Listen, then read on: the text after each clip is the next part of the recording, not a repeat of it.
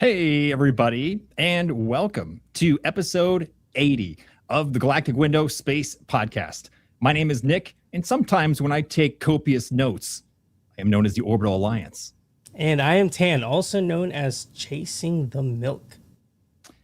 That's right, and we are back for another episode of this Space and Astronomy Podcast. Tonight is going to be a banger. So many bangers, it's practically a fireworks show. And we are excited that all of you are here joining us live in the YouTube chat or perhaps over on TikTok where Tan is currently streaming as well. So welcome to everyone tuning in the moment. Or if you're listening after the fact on the audio only version, we're glad you found our show. And be sure to hop in the live chat and join the community. We'd love to have you here. But tonight we're going to cover some really fun spacey themes and have a really good time. Right, Tan? That's right. As always, beautiful, beautiful intro. 10 out of 10. Oh, man. That was great. I deserve some Taco Bell for that. You do. Guys, we're I can't. We were just talking about this like pre-start, episode 80. Mm-hmm. It's been a crazy ride. I joined the podcast. Was it episode 7? Was when 7. Episode 7. So we've been going pretty strong every week. There's been a few episodes where I've had to miss out, but episode 80, and tonight, what better way to celebrate that with than having an awesome guest that we'll get to here shortly. But everyone watching, as always, we hope you guys enjoyed tonight's show. The whole core of the Galactic Window Space Podcast is just to kind of shed a little bit light on Nick and I's view on astronomy and sometimes other as well. So we hope you guys take something, hope you learn something. And as always, grab a drink and a snack, especially a snack tonight, because I don't know, just something tells me that tonight's just good night to just munch on some things. Bro's got the munchies. Yes. Mm-hmm. My goodness. Well, yeah. So if you guys are brand new to the show, we appreciate you coming by and checking us out. Those of you returning, we actually have a little bit of a fun way to celebrate those who have been kind of regulars on the show, and we thought we'd bring that up right at the top while it's hot off the press, you guys. So those of you who watch the show regularly, we tell you guys that there are ways that you can support the show, one of them being becoming a channel member, which is always a fun way to help keep the show alive and kind of bring on those big and exciting things that we like to do on special episodes. But we always like to make sure that is something where you get something in return for that support. And what we did was we added a few sweet little sprinkles onto that deal for you guys this week. And we wanted to share with you what those things are. So what you can do when you become a member, you can click join on the channel, on the YouTube channel, is you can get a loyalty badge next to your name in the live chat or next to your name in the comment section, which is super cool. And we have upgraded those. So for those of you who are familiar with it, it's just been kind of the default stars that YouTube gives, but we decided to add something cool. So here, let me show you guys. Show them, Nick. Show them. So y'all get planets next to your name now, right? So you guys in the chat, some of you have planets, and the longer that you've been a channel member, the further into the solar system you are adventuring. So if you're brand new and you become a member today, you will be at the sun, boiling alive. Hopefully not, but you'll be stuck with the sun for a bit. In the first month, you move over to Mercury, and then Venus, Earth, and so on. And it's going to take years for people to get to Mercury or Neptune. Sorry, another side of the solar system. But we've got some people who are very close to arriving on Mars. So shout out to those of you who are hopping through the solar system, planet hopping. So be sure to wave to them in the chat as they are traveling through space. But also, there are emojis that we have added, brand new emojis. You can see we've got a cupola window. Galactic window, cupola window. We've got the International Space Station. We've got a meteor or a comet, your choice, which one that is, a galaxy, and a rocket, and an astronaut. So be sure to use and abuse those liberally in the chat, because they're there for you to enjoy. And we hope that you guys enjoy that extra little spice on your memberships. So have fun with it. We'd love to see what you do. So thought we'd celebrate that little moment there right here. Love it. Hope you guys like it too. And yeah, please let us know. Let us know what planet you're rocking. It looks like we me catch up on a comment here. Let's start off with this. Hi, Titanic. This is from Princess Samara, all the way from Slovenia. It's 3 a.m. for her now, so she's it's quite the hour over there. Just one more month, and I'll be on Mars. Now back to my beauty sleep. See you guys on the replay. Much love. Thank you so much. Thanks, Samara. Yeah, Dedication. You're very close to Mars orbit insertion. You're very close. That's so cool. I think there's 2 people. I think you're one of them, Tamara. I think there's one other person who's very close to Mars. I think a lot of people are on planet Earth. Y'all need to get off Earth. Mm-hmm. Hold up. We got this real quick. Just want to give a huge shout out to Alex D Microscopy. Hey. Thank you so much for the gift, bro. Appreciate that. We got another star. Dude, thank you so much for gifting. I wonder who got that. Yeah, can we see? Who got it? I have to pull up a separate tab and I'll check it out. But okay. Yeah, thank you so much. Appreciate that. Also, Natalie B. Astro celebrating 6 months of membership. Thank you very much. Sheesh. 6 months. It's a long time.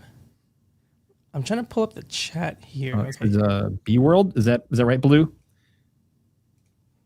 Okay. He's a troublemaker. Stay away from him. Yeah. Well, well, either way, we're glad you guys are participating, having fun, but memberships are not required. We're just glad you're here engaging and learning about space in the process. So, right. Yeah, it's a good time. So what do you think, Tan? Where are we at? I'm excited. I'm excited to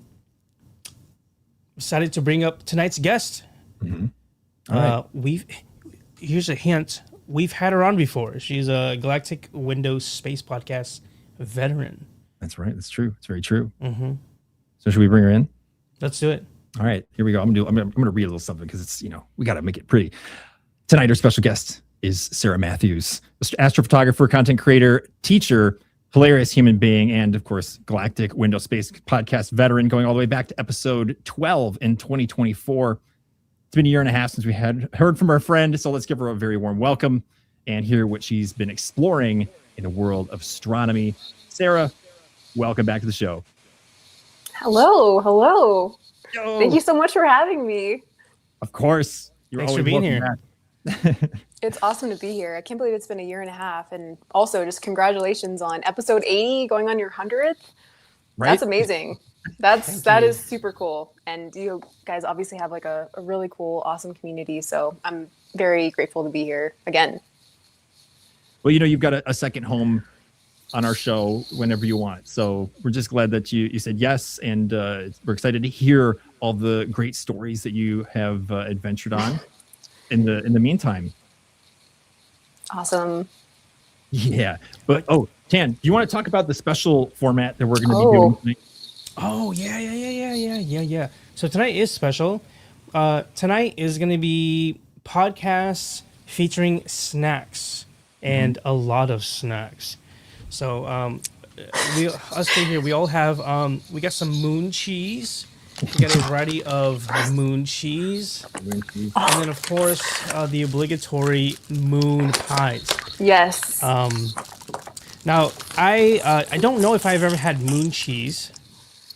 So this will be super exciting. And then I no recollection of the last time I've had a moon pie. So let's just say it's I'm gonna call it new for me, or newer. But yeah, we're gonna be just introducing snacks throughout the show. So please bear with the munching. We'll try to be mindful of it. Yeah. I'm trying to make it not so much of an ASMR mukbang, but unless you're into it. Unless you're into it. Just kidding. You guys are That's the right. producers. I'm just along for the ride. So for those of you tuning in, this is very much one of Sarah's key components of her content is, hey, grab a snack, before you get started. So we had to send Sarah some snacks, and we wanted to join in with her on the fun, and we couldn't resist but to get spacey snacks. We didn't want to just get Pringles. I mean, moon pies is about what we could muster up on the space food market. I got to say that there have been historically other space snacks, and they no longer exist. I'm really upset about it. There was like a space Coca-Cola maybe like a year ago. Do you guys remember that? No. Oh my goodness. What? And then there were these like Oreos, these like space Oreos that had like crackly like pop rock things in the cream filling, and it was like space themed. They had like rockets on the cookie. Were they like pink and blue and purple on the inside, maybe? Yes. Okay. What? Yes. I like it. Yeah. I gotta look this up. It's good. All of Space those Oreos. have gone far beyond their shelf life, so I couldn't find them like anywhere. They probably are still fine. That's true. I would still eat them probably. Yeah. Because I am that person. Fair enough. They Yeah, look cool. They're called Space Dunk. that's what It's it a was. limited edition. Oh. Yeah. I went through my That's fair smart. share of those. I couldn't find anything like that. So this is the best I could do. But I Oh, it's don't think excellent. you can go wrong with moon stuff. No. Not very many people hate the moon. And if they do, then they're probably not watching this. Right. Yeah. Good point. Yeah. Well, why don't we start with one of them before okay. we get started? Sarah, maybe you can have the first pick. Oh. I'll munch on whatever you're munching on. I'm gonna try it. Okay, well, like you, I've not had moon cheese before. So is this part of like Okay. space mining? Is this kind of like the first like pass on space mining that we're doing here? Yeah. This isn't real moon cheese. Yeah. Wait, it's not. Oh, Damn. oh, it is organic though, so it must be. Yeah. Yeah. Okay. Yep. Does I don't know, these out of this world pizza one Okay. looks really good. Yeah. Let's start So, there. Okay. Get a I don't know, the close up here for you guys. Okay. It says Space Spice Out of This World Pizza. Packed with protein and zesty pizza flavor. Crunchy cheese bites with a tasty outer spice, which I think is the worst wording they could have picked because it sounds like you're Australian. Crunchy cheese bites with a tasty outer spice. That's great. Dude, I got a huge whiff as soon as I opened it. Yeah. It kind of Oh, scared yeah. me for a second. So are these like... It's they're like pungent. Cheetos? Yes, that's the perfect way to describe it. Whoa, Okay. they're like harder than Cheetos. Wait, hold on. Yeah, they're really crispy. Everyone, I'm gonna watch the viewer count tank because we're all just crunching. We're really trying to bring you in for an immersive experience here. Yes. So this is white cheddar. From our podcast. That's the main ingredient is white cheddar cheese. Mm. So that's good. I was expecting some crazy word I couldn't pronounce. They're good. I like Yeah, these. these are good. Yeah. It's What'd you they're guys rate it cute, on a too. scale of 1 to 10? it's like an actual crispy cheese more than it is like a corn crisp, like a Cheeto. It's not like a Cheeto. Yeah. Yeah, it's like, have you ever had those like Parm crisps before? Something like that. Yeah. It's like that mixed with like a corn nut, but like not as hard as a corn nut. It's like if they came together and then you put some like Italian seasoning on them for the pizza. That's I don't know, that's to actually me. perfect. Okay. Yeah, agreed. No, 100%. Especially not having the same consistency as a cornet because those like break your teeth every time you eat Yes. It's a little exciting that way. Well, yeah, I'm a huge fan of this. Good choice on the pizza pick to pick things off. It felt safe. Yeah, right. A little less risky, I think. Yeah. Well, let's Like a jump into it's like a crouton. That's a good one. Let's jump into the mess while we're at it, while we're enjoying this like cheesy asteroid. So the last time you were on, Sarah, you were, I think, just about to kick off a like a workshop with Nico Carver, who's another astrophotographer and content creator, and we just want to know how that went. It's been like 18 months. How did it go? Yeah, great memory. Yeah, it went well. It went, I think, really well. It was a lot of fun.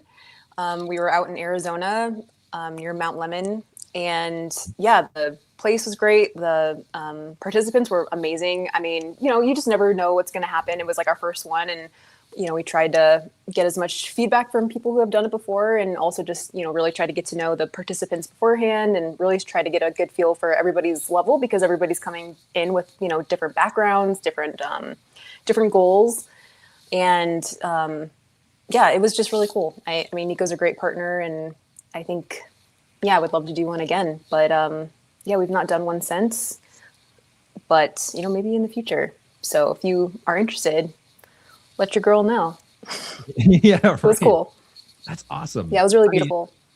I have seen Mount Lemmon from afar. I've been to the Tucson area. Cool. I've always wanted to go up to view it, but I've been around it. I did some Milky Way photography there. Gosh, I think it was 2019 when I was last around there. But yeah, I'm anxious to know what that site is like, and I bet it would be so much fun with a workshop. Yeah, very dark. Yeah, I'm sorry for folks I didn't explain. Mount Lemmon is in Tucson or near Tucson, and there's the Mount Lemmon Observatory.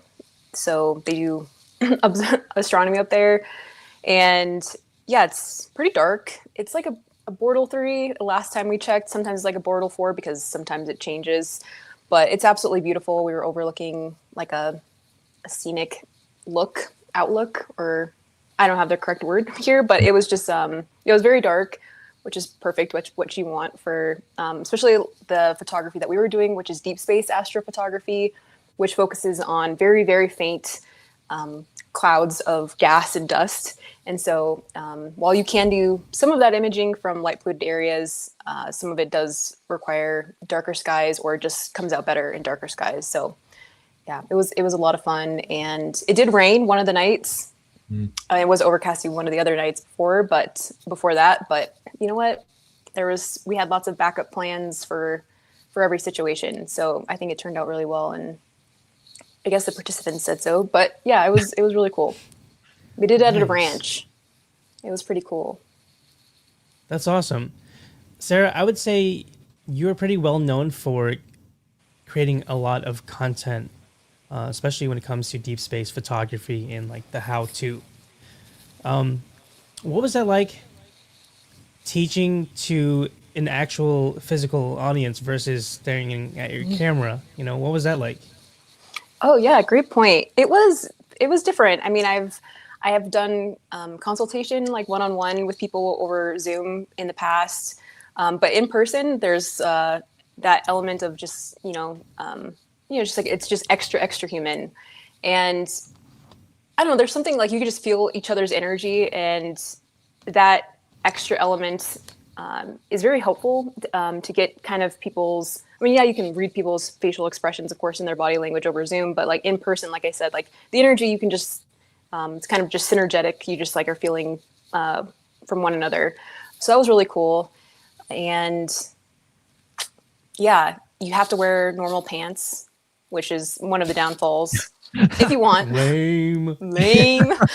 But if you can get around that, I think it's all pretty positive. And yeah, it's cool also just to sit next to somebody, next to them, actually next to their telescope, one-on-one is just really cool, because you're like experiencing that in the same time period, rather than just, like I sometimes have to just like, oh, you need to do this or this over Zoom, but just being like next to them. Yeah, it's just like that shared experience, I think, is very powerful, and being able to process images with each other. That's also really cool, because again, it's just that kind of real-time synergetic feel. Mm-hmm. It was cool, but the pants thing, that's the only, yeah. But you guys can share snacks. Yeah, see, yeah. You just gotta know your limits. Maybe that's like just a note you guys have to make for the next one, is you have to issue pants to everybody. They're really comfortable, so you don't have to worry about it next time, Yeah, because we did make t-shirts, but I think I was a little short-sighted there. And that's probably my biggest takeaway, is that it should have been pants, like that we should have talked about more. Like pajama pants, like patterned pajama pants. See, you're natural at this. You're giving me so many ideas. Yeah, hey, we got your back. It was lovely. What was something that you captured in your imagery there that you're like either really proud of or really excited to have seen? The smiling faces of our participants. Oh snap! Okay, but yeah, probably the Orion Nebula. At the time I lived in like a Bortle 7-8. So if you're not familiar with the Bortle scale, it's basically like how light polluted your area is. So for example, if it's very, very light polluted, like something like LA or Tokyo, it's going to be like a Bortle 9. And if it's very, very dark, like in Death Valley, it's going to be a Bortle 1. So I used to live in a Bortle 7-8, and then being at Mount Lemmon, right near it is around Bortle 3 or 4. So it's pretty nice. And so for something like the Orion Nebula, which you can image from a more light polluted area with certain filters, but you can also, like I said earlier, you can photograph some nebulae. You can photograph any nebulae in non-light polluted areas, but being able to see my data from this spot with no light pollution or barely any, it was just so beautiful. Like you don't have to collect as much light to get as much detail, and just the structures were just so insane for, like 30 minutes, which was really cool. And also because we were all imaging like the same targets at the same time, and just to see everybody's kind of like different compositions were really cool. And so that was like a unique flare as well. So that was really cool. Orion is just like so iconic. It was the first nebula that I ever photographed personally. Like you can see it with the naked eye if you're not familiar with the Orion Nebula, which is in the Orion constellation. And yeah, first time I ever photographed a nebula was that sucker. And I saw it on the back of my mirrorless camera, and I was like, holy moly, it does exist. So that was cool. It was cool. It's cool to see like different, it's cool to like to see the same target at different points of your life and different like astrophotography progress. I rambled. It's okay. No, it's great. Yeah. I think we showed that picture of your first Orion Nebula capture on the last episode you were on. So I think so. For those of you interested, go back to episode 12 and watch that one through, and you can see the picture she's talking about. Yeah, it's cool to see that comparison journey, but also not only from yourself to yourself, but with people in real time. Like you were saying, you even just 30 minutes of data capture time to like the results you guys were all getting. I'm sure you're all pretty excited.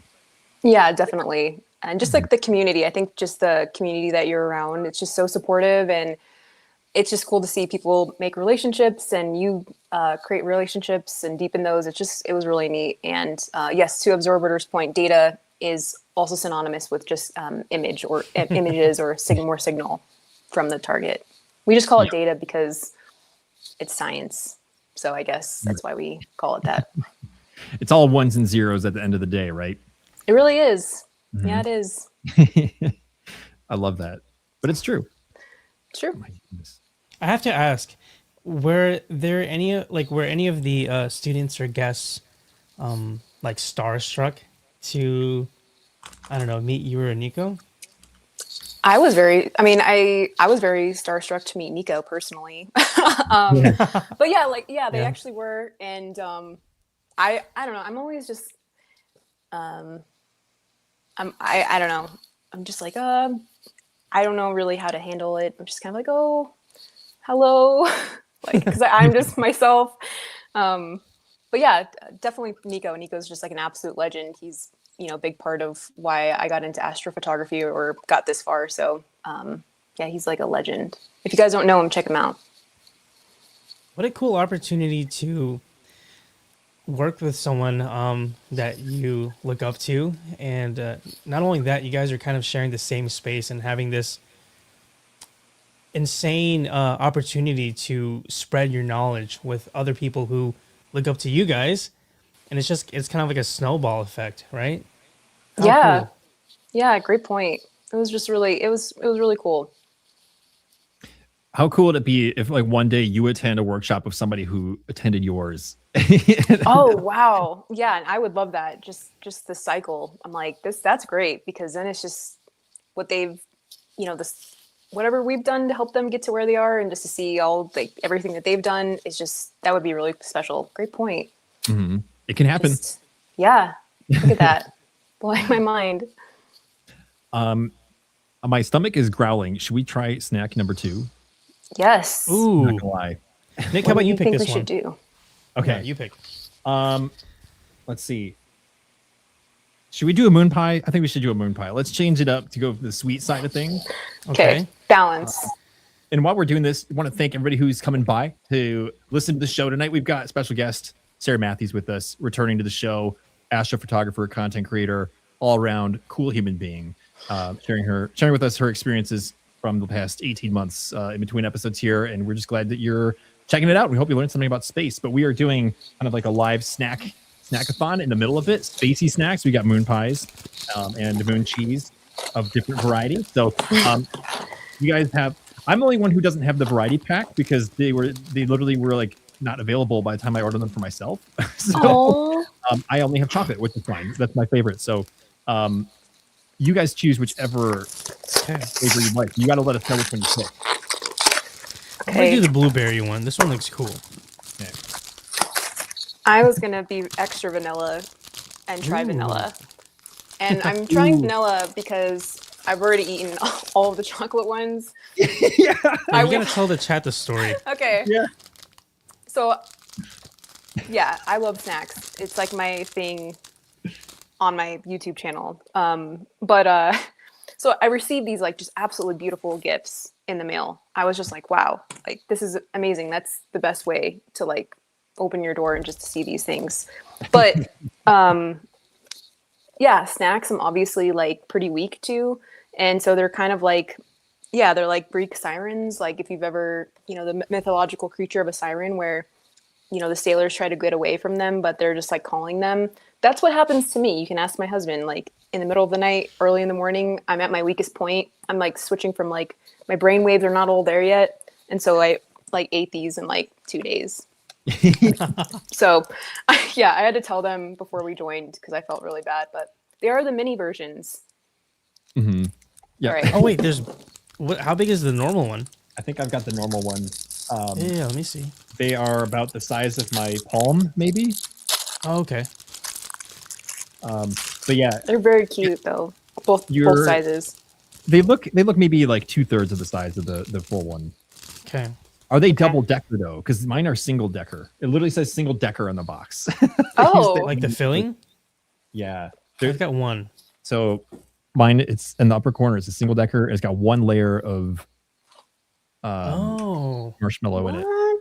So, Well, that makes up for not having the variety pack. Yeah. Because I'm a little jealous. We're only getting the singles. Sorry about that. I'm digging in, y'all. But yeah, Okay. I was laughing so hard when Sarah told us the story because she was like apologizing profusely. I'm like, no, it's the point. Eat the snacks. Oh my god, This is awesome. this is so crumbly. I forgot how crumbly they are. I know my keyboard is going to be damaged after this. There's a Storing crumb it between for the later. N and M key right now. We just made it worse. Okay. Yeah, this is. I gotta ask though, while we're eating moon-themed food, why do moon rocks taste better than Earth rocks? Oh dang. Oh dang. Do you want to know or do you want to guess? I want to know. Okay, why do moon rocks taste better than Earth rocks? They're a bit meatier. I'm gonna note it. Yep. I'm indexing this. Put this in your back pocket for your next Oh workshop. yeah, I will give you You want to credit. send everybody home, they will leave immediately. Think about like the satisfaction on the surveys that we will receive. Like think about how much joy people will just like go on into their life with. Like that came from you, Nick. That could be traced back to you, like a family tree of joy. Yeah, well, I gotta be honest. I definitely got that joke from Futurama. You just keep on giving. Right, You're yeah. spreading the love though. Well, and to go doing the right ahead thing. to abuse my soundboard. I'll go build my own lunar lander with blackjack. Yeah. So, it's from that episode. It's from the second episode, but yeah, it's fun. But these are interesting. These are really moon pies are they're such a strange food. Yeah. What, like, is it just a marshmallow? Yeah. Yeah, and like graham cracker. Yeah, like a softer graham cracker. I have to try the blueberry one because you're just making it look. I don't know. You were the pioneer here. Yeah, that blue color. It's it's good. I don't think it's crazy good. Okay, what would you It's, rate it? Yeah. Maybe like a 6.8 out of 10. Okay. It's passable, but I'm not sure if I would go out of my way. It definitely has like that iconic blueberry smell, like does. as you would imagine, but it's like yeah, just very iconic. Maybe here's Yeah. the better question that we should be thinking about is, would we bring these to the moon as food if we were going there? I was thinking about that. Yeah, like if these were our only options, or like I mean, if they're like, oh, congratulations, you won these, you're gonna bring them on your trip to the moon, I'd be like, well, yay.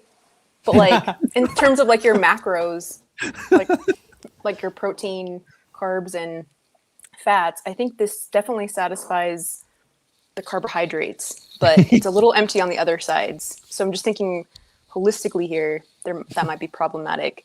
What are your takes? Oh, wow. Yeah, I think it would get us through the first day. Okay. All right. Yeah. So we got day 1 down. Yes. Yeah. I'll rely on the moon cheese for the rest of it, I think. Solid. Yeah. Good strategy. These are actually laden with protein. It has 11 grams of protein. I saw that. The moon Goodness. cheese? Yeah. Yep. 0 grams of sugar? Too good to be true. I don't know. Yeah, what'd you think of the blueberry one? It's pretty good. I mean, it kind of tastes like a blueberry muffin, which I don't know. Do muffins kind of like have like do they own the market on blueberry, like natural flavors at this point? Yeah, probably. Yeah. Can you rate it? Scale of 1 to 10. Okay. Honestly, probably like a 7.5. Okay. Maybe Cool. it depends. Yeah. It's pretty good, but it's not like, oh, go ahead. No, I was going to say solid C average, right? Yeah, maybe I would bump it to like a B minus. Okay. Oh, but you're averaging it with his score. I see the math. Okay. Sure. Yep. It's the ones and zeros coming back. Always. They always, yeah. It's pretty good. Let's hope Moon Pie doesn't see this. I know. Right? Dude, their social media used to be savage. They're like what Really? is now. We can't release this episode then. I'm scared they're gonna like my 6.8. Yeah. Maybe they're really open to consumer feedback, and that's what you would hope from a brand. And yeah, maybe they're gonna like bring you on board, and you're gonna be like the next spokesperson. You already have like a huge following. Just think, what else? Yeah. Chasing the moon pie. Well, let me take one more bite and let's segue into. I'm really curious about this. I was kind of like creeping up on your stuff and saw something about you being a judge for this like capture the dark photo contest or something like that. Yeah. Can you just kind of walk us through what that event was and how did you get to be a judge and what was that like? Sure. Yeah. So for anyone who doesn't know, there's an organization called Dark Sky, formerly known as Dark Sky International, and they're an international organization that promotes basically being more aware of light pollution and the impacts that it has on the natural world. So for wildlife like birds and their migration, insects, all different types of wildlife, and also us humans. I mean, light pollution impacts our circadian rhythm. There's lots of studies that show that light pollution impacts heart disease, for example, and all these other things because it throws off our circadian rhythm. So it's just basically trying to bring awareness to light pollution and how do we create better means of using light in areas that are dark. So if you're, if you have a house, how can you not use super bright lights or maybe use light covers? They also do something called Dark Sky International sites or Dark Sky sites. So I don't know how many they have at this point, but throughout the world, they have these dark sky sites that are very, very limited light pollution. And to get accredited, you kind of have to like go through kind of these different, different steps. But there's a growing list of dark sky sites. So if you're ever interested in astrotourism and really want to go visit places that have very limited light pollution, I would check out Dark Sky's website, and they have a list of all those locations on their website. So for me, what they also do, going back to your question, is they have a photography conference or photography competition every year, usually in the summertime, where they have different categories ranging from photographing different solutions for limiting light pollution in landscapes, for example, or your house. They have Milky Way category. They have deep space category. They have all sorts of different categories. And as a judge, I was given the privilege to review like just all these different submissions from across the different categories. And I think I was like one of 5 or 6, maybe more other night sky photographers.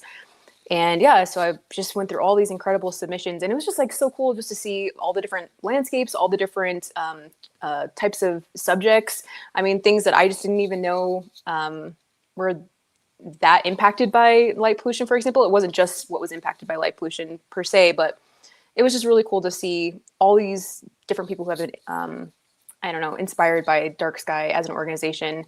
And I was recruited, to the other part of your question, through my friend who works for Dark Sky International, Betty Maya. She's a wonderful advocate for that organization. If you haven't checked her out, she's also an astrophotographer. So she reached out and asked if I wanted to do it. And of course I said yes. So yeah, if you ever want to submit any of your night sky photography, feel free to, submit those. It's usually at the beginning of summer. Yeah, I was one of the contestants this year. I submitted, well, I guess last year, 2025, and I didn't win, so I have a bone to pick with you, Sarah. I just got. Oh my gosh, that's what the tension was. Okay, yeah, dang right. it. All right, usually I could pick up. Dang it. All right. No, All right, totally. well, Yeah. I don't Some know. strings for us this year. Yeah, right. You gotta you just sneak Man. in the back door. No, but for real, that is such an honor to be selected to do something like that. It's I mean, one of the, I think, the biggest astrophotography contests around, and people from all over. I mean, it must have been so much fun to see the different varieties of work and the creativity. You know, I mean, from people that you might never meet, and to just pool it all in one place had to have been just like a candy shop level event for you, just to see all of that. Yeah. Super inspiring. I mean, like, humans are just incredible, and to be able to see their different perspectives, like what they're experiencing, the different gear that they're using, and just like how, you know, what's going on in their mind when they're experiencing something. That's something that I absolutely love about photography, is that you're actually, you know, you'll never know what it's like to be another human being ever. There's like a whole universe inside of each of us, and even like your spouse, you'll never fully know. But I think photography kind of gives you this like element of being able to see what the other person sees. And obviously, yeah, we pick up on different things in an image, and you know, that's just art. But just to be able to have that frame of reference from these people from all around the world, different walks of life, was just really, really cool. I mean, there were so many just incredible like photos, like all of them. I mean, it was very, very hard to rate. Like I don't know, it was, being a judge is very difficult, especially for someone like myself, because I can see the beauty in pretty much anything. Yeah, that's a gift for sure. That it's super. That was like, that was the first thing I was going to ask you is like, what is it like having to just pick between some of the most amazing photos? Alex D says here, I can only imagine how difficult it would be to judge. There's a lot of good photography out there nowadays. Yeah, I mean, it's you almost just have to get real picky of like things that, I mean, it's art at the end of the day, right? Like, and that's kind of the difficult part, is it's art, but it's also like, maybe you're looking more so at the technical things, like, you know, how much noise is there? What's the composition like? Like, could this composition be a little bit more improved? But like, composition is also just a matter of taste as well. Like, there are really no rules, and that's the hard part. It's like, it's just trying to be very objective for something that's very subjective. But eventually, like, I think they do like a first round, and then like the second round, you have to be like even more critical. And that's hard, but you just have to power through it, and just hope that there are other judges that are more critical than you. Were there any submissions that just blew you away and left you dumbfounded with how amazing they were? Oh yeah, like, I mean, there was one in particular, or a couple in particular, with like different types of insects and different types of just like plants, for example. I was just like, wow, like that was so cool. I mean, you just like have to be out in nature and just have to like notice these things and like stop and like really see them. And I think maybe those blew me away the most because I'm an astrophotographer, so I'm like kind of like always looking up, although I always look down when I am walking because I never want to step on insects.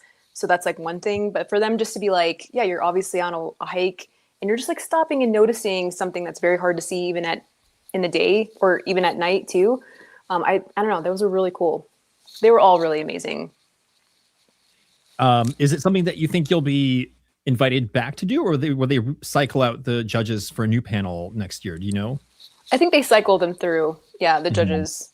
So yeah, I'm excited for other people to have that opportunity because yeah, they're all just so incredible. That's so cool. That's pretty dang cool. Yeah, hats off to you, because I would just be like, that's really awesome. 10 out of 10. That's 10 out of 10. This is 10 out of 10. Right. I want And all of you that's- guys to win. Yeah. And I'm that way too. I'm just like, wow, like, but you just do your best. Mm-hmm. Yeah. Well, congratulations. Mhm. I'm so glad for you that you had that opportunity, and I'm sure that'll be like one of those like crowns you put on the jewel of life, the crown of life, like that, you know, or the, I think I said that backwards, didn't I? The jewels you put on the crown of life, you know, as you look back, that'll probably be something that you'll be amazed that you did. Yeah, it was really special. And yeah, that organization, I'm just very grateful that exists. Mm-hmm.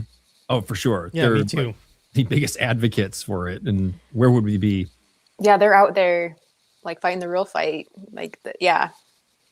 Mm-hmm. Man. Which yeah, kind of gets me thinking too, like in terms of like generating things, like you're still making content and you're Yes. producing all these amazing videos and photos. What's something that you've been really excited to have worked on in the last 18 months since you've been with us? Maybe it's an image, could be a series of things. What have you been working on?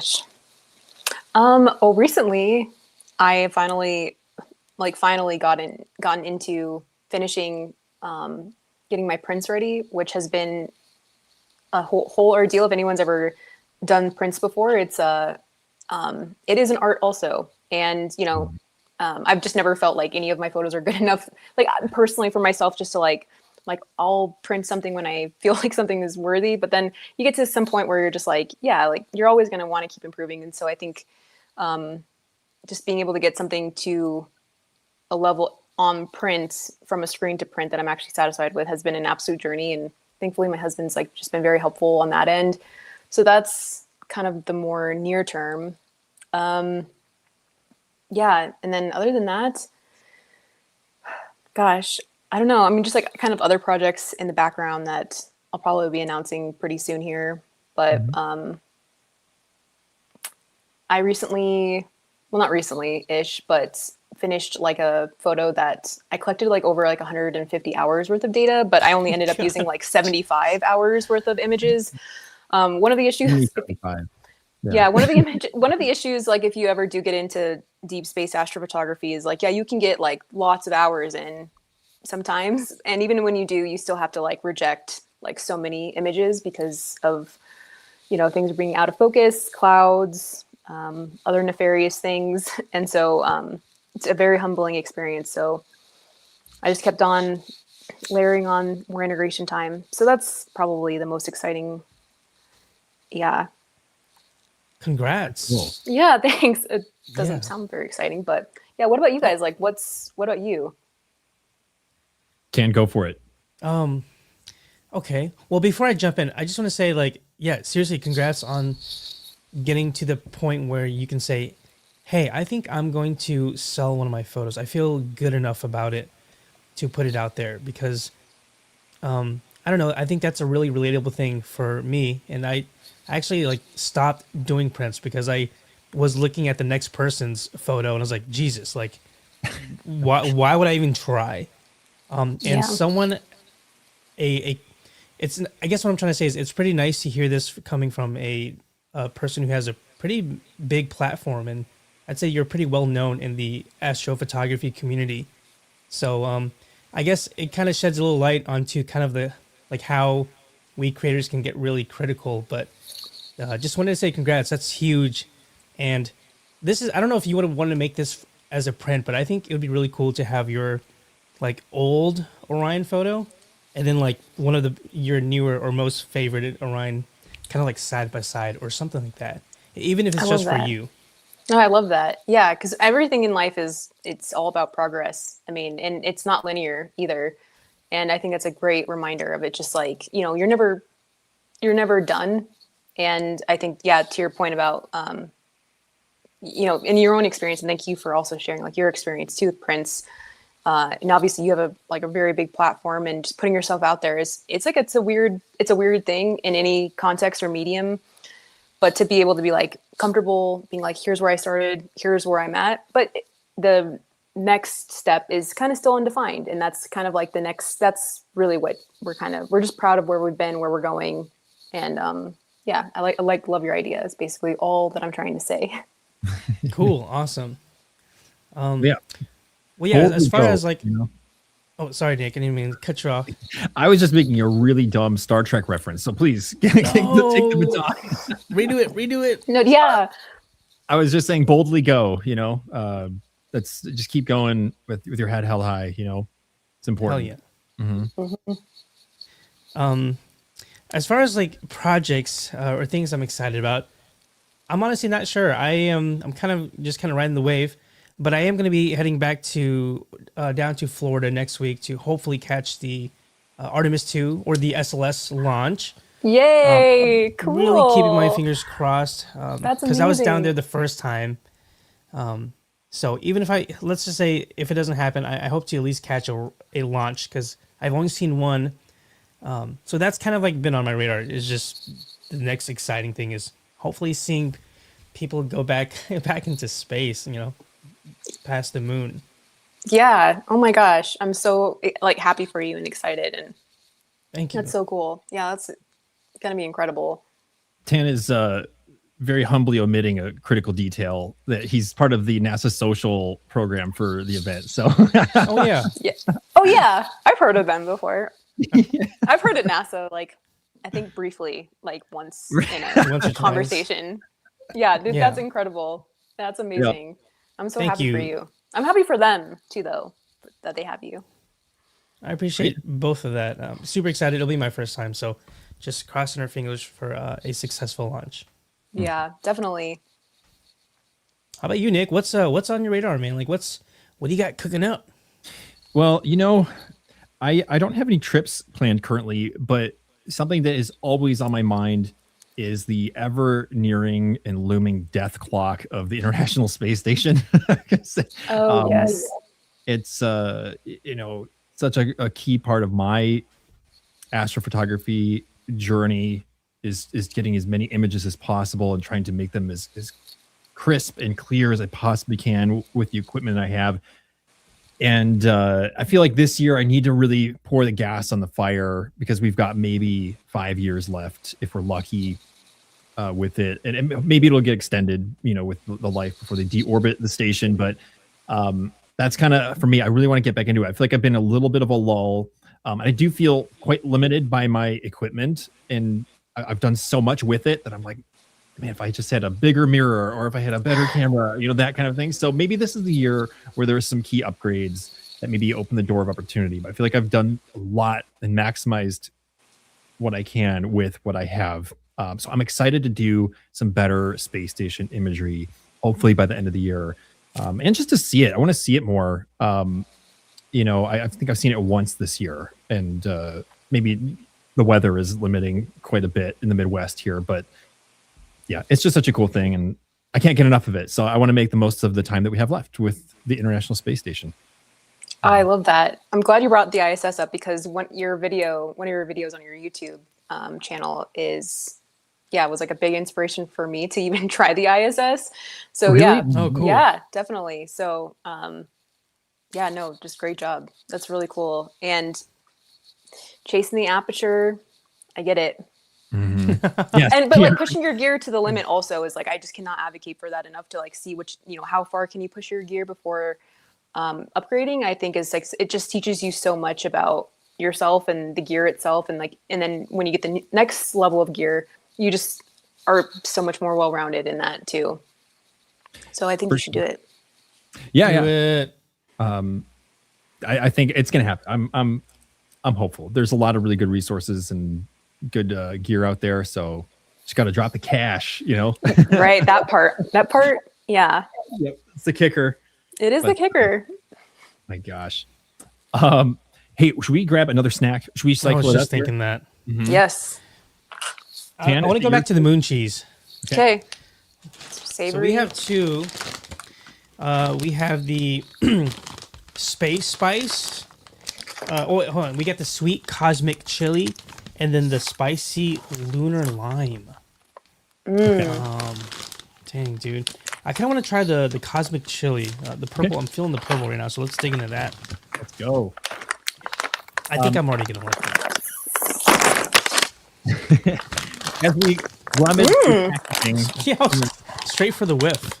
Yeah, you have to. Okay. I got like a glimpse of it, and I was like, "Ooh, I want more."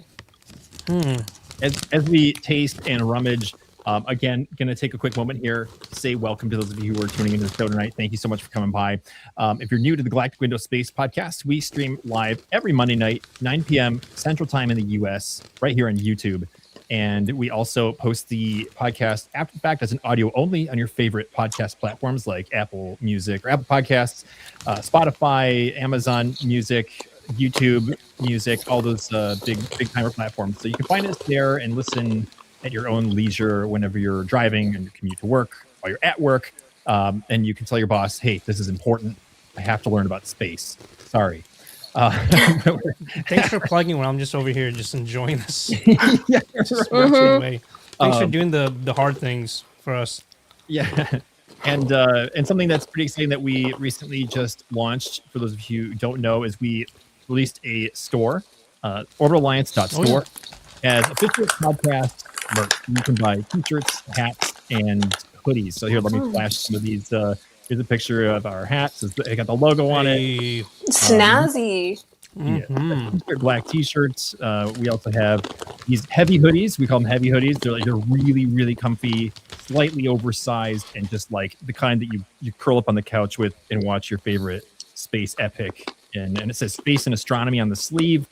We also have this bone off-white color version of the hoodie as well. So just a little bit of a promo here for y'all if you're interested. So again, that's orbitalliance.store.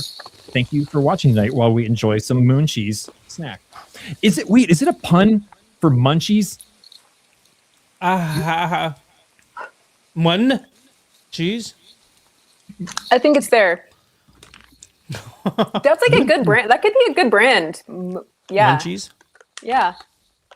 Look at this. I like this one. I think this is I also, for those guys that don't know, I just recently acquired the taste for like cheese.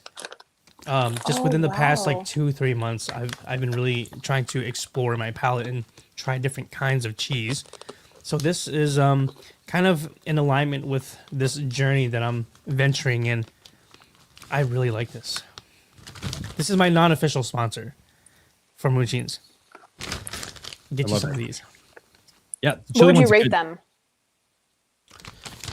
I think I like. Okay, so far I like the pizza one just a tiny bit better, but I'd give this one maybe like an 8.5, and I give the other one maybe a 8.6, 8.7. Okay. We're getting specific up in here. Yeah. What about you guys? I feel like I'm at the Olympics. Yeah, right. Yeah, these are delicious. I'm a huge fan of these. I can't wait to try the lime one. Might just open it right now. Yeah. Just round it out. Oh man. Pretty good. Well, let's zoom out here a little bit, Sarah, and we want to know, because your adventures are different than ours, and they're different from the next astrophotographer and different from the next creator. We want to know your particular perspective, just in general. Like, if you zoom all the way out, what do you think the current state of astronomy and astrophotography is right now? And I'll let you decide kind of what that means. Yeah. Okay. Yeah, I mean, it's cool to see so many people interested in it, and just the access, the accessibility of it has never been broader and lower, because I mean, I think of smart telescopes, for example. Those have become basically mainstream, I would say, since 2022, 2023, but especially mainstream in like 2024. And just being able to see like all the different types of people from all different backgrounds and walks of life use them. And, you know, some people get more traditional astronomy setups. Some people just stay with those, but just to be able to see like how accessible astronomy and astrophotography have become is pretty incredible. A lot of times what you you'd have to borrow astronomy equipment from your local astronomy club, which people definitely still do. But a lot of people don't even know that astronomy clubs even have equipment available. So just it being more, that's what the kind of the nice part about photos is that you can put them online and, it spreads more awareness. And then I think especially also with like Artemis, JWST since 2022, James Webb Space Telescope, and the images that have come out, it just kind of, and Artemis, of course, has just really, captivated more and more people as well. And yeah, so that's kind of my take so far is just the accessibility because of just kind of the new innovations and the, there was like commercial space with more people going to space because of like billionaires going to space in, the late 2010s. But it's cool that there are more citizens involved from the citizen science part of like these smart telescopes, not fully smart telescopes always, but that, and then also Artemis and JWST. That is my quick synopsis. What about you guys? Yeah, that's good. I think you're spot on with the accessibility component. I think it's something that has really come alive in the last few years. You're absolutely on the nose with that. And I don't think I would have seen that coming in the way that it is, which is really exciting because I do like that unknown. If everything was so predictable, then there's no excitement. But I remember back to when I was in high school, I took the one astronomy class that was available. And one of the things we did in that class was like, we got to submit a request to, I don't even remember like a university telescope. We had to send an email and then they would take a picture of some deep sky object. And I did M57. Cool. And that nice. We had waited a couple weeks and we'd get it back in their email. And, it was kind of just a fun class assignment, but that was our version of smart astrophotography or astronomy, back then. And, that was like 2007, 2008 or something. And, now you don't need to do that anymore. You don't need to book time at a university telescope somewhere. You can just go in your backyard with this thing with no experience with these smart telescopes and get these powerful, amazing images. They're honestly better than what I got back from whatever school that was. So, it's remarkable. And I'm really excited for what even the next 10 years will look like for people who are just exploring the stars for the first time, for kids. Yeah. Right. I've got a 6-year-old and she loves watching what I do. And, I just hope that, it's even easier for her than it was for us. Myself, all of it. them. Mm-hmm. All the above. Yep. Yeah. Well said. I think I'm really heavy on the accessibility, especially when it comes to the astronomy clubs. Sarah, you mentioned that a lot of people may not know that clubs will loan out equipment or they'll have a bunch of stuff for just the general public to use or a member. And it just seems like a lot more people are realizing this, or maybe they picked up a smart telescope and realized that they don't have to be some kind of rocket scientist to be able to capture photos. But it's nice to see where it is now, because I got started in astronomy, like I discovered it late 2019, early 2020. And at the time, I remember buying my first like star tracking mount. It's basically this device that like holds your camera and lets you take long exposures. And fast forward to now, some of the gear that we have seems like they're coming out as frequent as like the new iPhone or Samsung Galaxies. And, so like 1 month I'll be like, oh my God, I can't believe they made this. And then a few months passes by. Holy crap, this thing is even smaller and it's portable and it can do this. So I think we're on the fast track to just coming up with some really cool and innovative technology. And I'm all for it. If it means more people are going to be interested in looking up, then that's a W in my book. Most definitely. I agree. It is such a W. Just anytime people can look up and whatever that ends up meaning in their life and however that impacts the course of their life, it's usually a positive and a net positive to society, I feel like.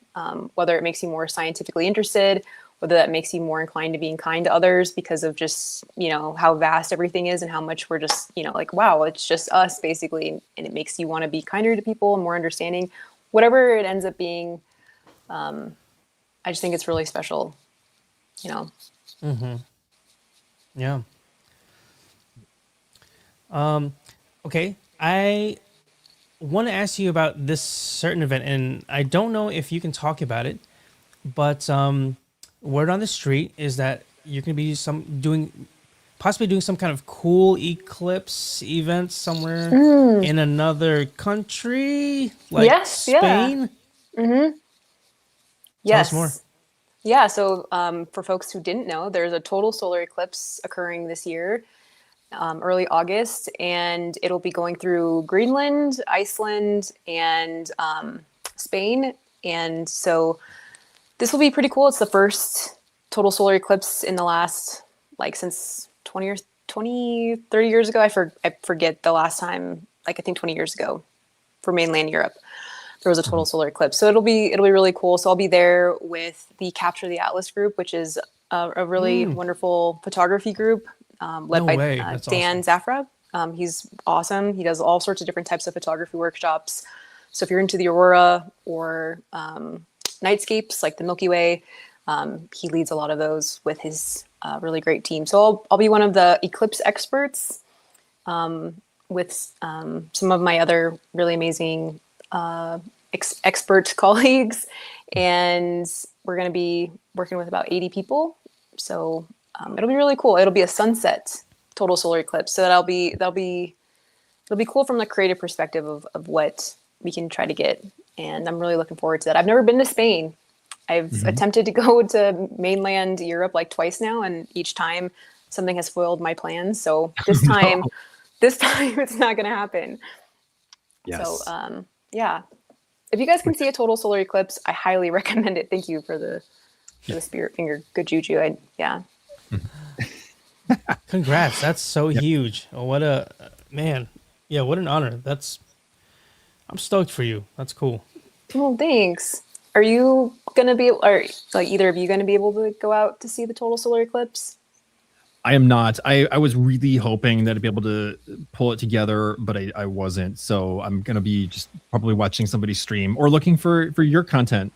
Somebody who I know is out there, it was able to see it in person. I was excited about the fact that it is a sunset eclipse. So the compositions, I'm sure, are going to be so incredible. I think people are going to come up with some crazy creative things, especially with the historic architecture in Spain. I'm sure there's so many amazing buildings to put in the foreground or as a silhouette or something. There's going to be all kinds of cool stuff people are going to do. So yeah, I'm excited for those who do get to go.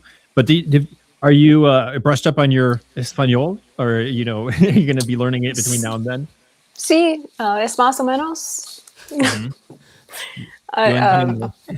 Yes, it's pretty good. And then I have my trusty Google Translator friend.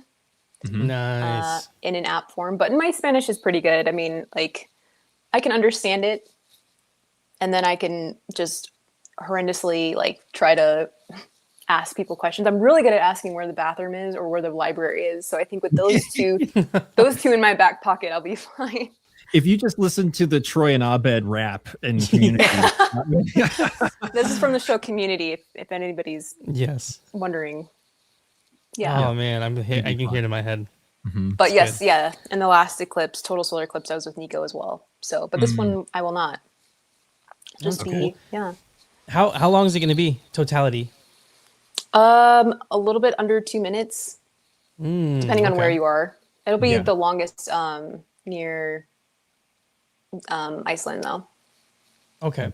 So very cool. It'll be cool. And then the next in 2027, there will be one through North Africa. We're going to try to go to Tunisia for that. Wow. So we'll see. So, or Egypt. Right. I feel like, Cairo is going to be like the huge one for people for the pyramids. But if you go to Tunisia, you got to go to where they film Star Wars and go by the Skywalker homestead. Oh my gosh. That's a great point.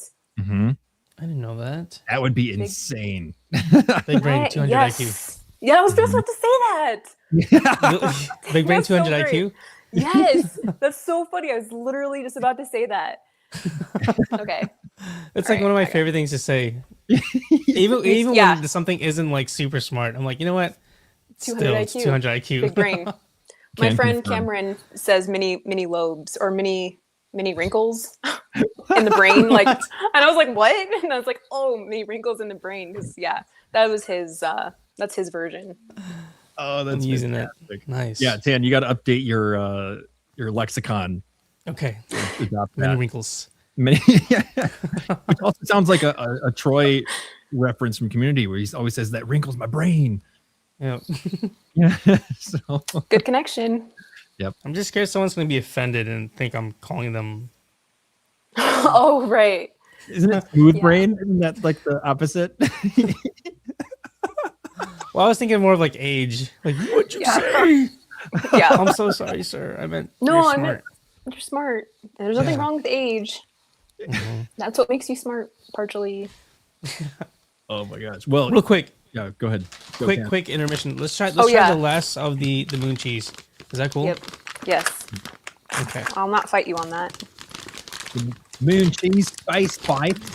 Yeah, this one is spicy lunar lime. This was part of the variety pack that we got. 100% real cheese. Also, real quick, forgot to mention this, but after this show, we're doing like a members only a live stream. So think of it as like a little backstage, and Sarah's nice enough to join us. So if you guys want to hang out after the show, make sure you guys just kind of wait like 10 or so minutes, and then we'll boot up the stream again. Good point, Dan. But don't mind me as I just inhale these through my nostrils. These smell so good, dude. I'm really getting some nice lime notes through this. I think this is the one for me. Yeah, I feel like the lime really complements the white cheddar cheese. I think so too. Dude, yeah, they like stair step up to heaven as the further we went. Yeah, we picked the right order, I think. Yeah, very complimentary, like flavors, very well balanced. Yeah. For sure. And they have like standard flavors too, but I was so stoked that they had literally a space spice series. Yeah, lunar lime. This is a hit for sure. Yeah, 9.5 out of 10 is what I would rate it. Wow. Dang. Ooh, stop the presses. What about you guys? You know who else I think would really like these? Yeah, for sure. Ooh. Matt Damon? I would love these. We gotta get him on the show. We do gotta get Matt Damon on the show. Just so we can talk about that one like scene, which is not even his movie. But that's it. That would be such a crazy thing to invite him up to talk about a completely different movie that referenced him. Just slide into his DM. I'm sure he'll love it. Just because, like, yeah, I mean, it's kind of like it's iconic.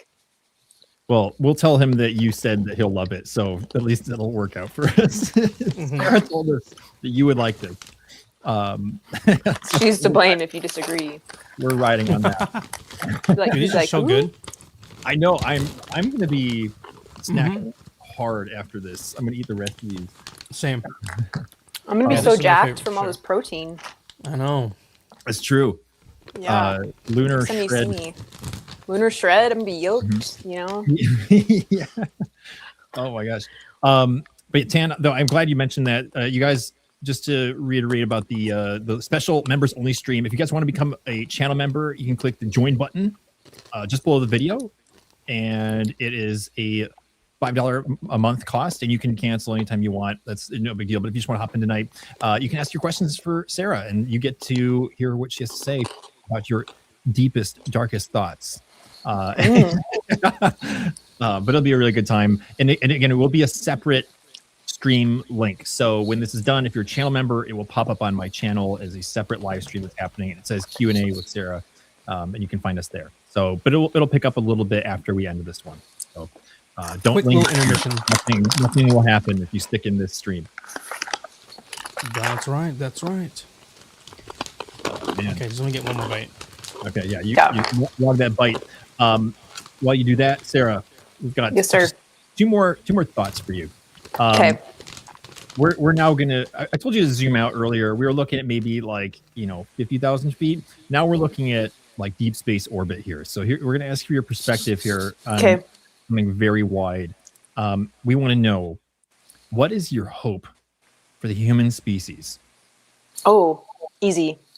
That we actually become at least a Kardashev level 1 society. And if for anyone that's not familiar with that, it's basically the scale of which like a civilization most optimally uses or efficiently uses basically the resources around them, which could be immediate, like on their planet or surrounding planets or moons or their star or other stars or other planets or asteroids or even black holes. But we as a civilization have not even met level 1 yet. So it'd be really cool as a human species to be actually like so into working together for a larger goal that we achieve something like, using our resources in terms of energy around us more efficiently and more optimally. Like harnessing the sun, for example. Yeah, I'm so Well glad you said. mentioned Kardashev. You guys, we did a whole episode on the Kardashev scale, episode 58 of the show. So if you're interested, you want to know more, you can go back and listen to that too. But yeah, I mean, I've been seeing so much about that, and it really seems like we're kind of headed in a direction, which is great. I mean, did you see the news about the mass driver on the moon that SpaceX has announced this weekend? No. What Oh is my this? gosh, this is the What? craziest. It's blowing my Tell me mind. more. Tell me more. Okay, so I am not an expert in this. I'm trying my best to compile it into a discernible language, but I guess Elon talked about how SpaceX, Tesla, and XAI are kind of like combining forces to create the Terafab factory to create a ton of processing chips for computers and AI. But then they're going to integrate that into lunar moon base, and they're going to have Optimus robots assembling and mining material on the moon so that they can create satellites there and use a mass driver, which is basically like a giant railgun, to launch satellites from the moon without rocket propulsion. It uses like a maglev train kind of format. Yeah. Yes. And it like launches them out because the lunar gravity is only 1/6 of Earth, and it doesn't need to break out of that escape velocity that we have here. And they're trying to put this compute power with like tons and tons of satellites. But to think that there'd basically be like a satellite cannon on the moon, I think that's one of those things that is going to accelerate us towards that Kardashev 1 level that you're talking about. And going back to things where we wouldn't have imagined them even 5 years ago, but now there are actual headlines. Maybe we're not so far off. Yeah. It's funny that you bringing that up too. Like when I was at CES, which if you guys don't know what that is, it's the Consumer Electronics Show. There was actually a company that does exactly that here on Earth, where they launch, their original goal was to launch things into low Earth orbit.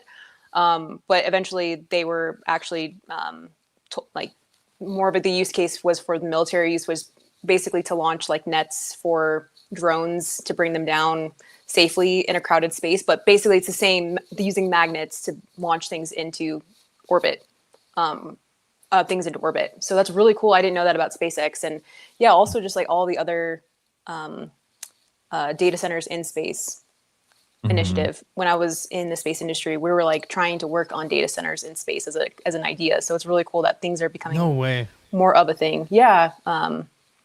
But yeah, obviously there's pros and cons to all of that for sure. But for us being, a civilization on the moon, I think that's really cool. So yeah, very cool. Thank you for that overwhelmed. tidbit, Nick. Some of this is kind of like the first time that I'm hearing about it, especially like the rocket kind of like, or the launching mechanism. Really cool. Like you said, Nick, I feel like it's just one step closer, and some of my like childhood sci-fi movies are getting closer to becoming a reality. Yeah. Very cool. Well, Sarah, we got one more for you. Okay. What would you say? What's your hope for the human species? I'm sorry. Reload. Error. No, it's a good question. Yeah. What's your just what's your message to the people of planet Earth? Oh my goodness. Yeah, I think it's just to deal more kindly with one another. If any of you are familiar with Carl Sagan's pale blue dot, it's about, looking at the sun, or looking at the Earth suspended in like a sunbeam, like this ray of sun, and we're looking at it from Voyager, way like so many miles away, and it's just like we just see ourselves in this like very vulnerable, like little like kind of mote of dust in the sunbeam. And what that basically means is like, all we have is each other. All we've ever had is each other. And for a very long time, probably into the future, that's all we're ever going to have. And I think just to be able to deal more kindly with others, try to be more understanding with each other, I think is the biggest thing that I hope for. And that's really the big reason why I even do astrophotography, is like just to bring that perspective, even like for myself. That's what really got me. So yeah, just to be more understanding and more kind. Because it's hard out there, like existence is rough in a lot of ways. It's beautiful, but it's very rough individually and collectively, but it's also really beautiful. So just to focus on the positives. Yeah. Well said. That was beautiful. Plant those seeds. Trying watering them, Yeah, right. Just spraying profusely. Yeah. Gosh. I think you're doing good. I think you're doing you're in an awesome trajectory to making the world a better place. Oh, thank you guys. That means a lot. You too, though. We do what we can, but people also watched our last episode, so I'm not sure we're doing too well. Hey, I saw that 7-minute video, and that was cinematic gold. Yeah. Like for reals, Tan.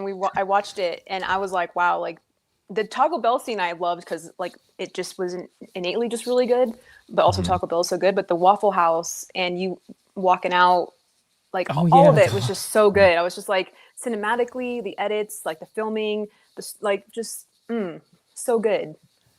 That's how we're gonna make the world a better place, with Taco Bell and Waffle House And tomfoolery. Yes. Yeah. Could be worse.